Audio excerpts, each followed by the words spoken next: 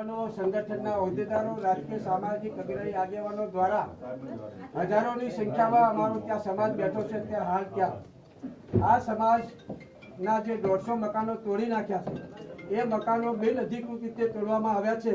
પ્રથમ અમારી માગણી છે કે જે તોડવામાં અધિકારીઓ આવ્યા હતા એ અધિકારીઓ ઉપર કાયદાકીય કાર્યવાહી કરવામાં આવે। રામાજીની ચાલી કેશવનગર કોર્પોરેશન દ્વારા ડિમોલિશન કરવામાં આવ્યા છે।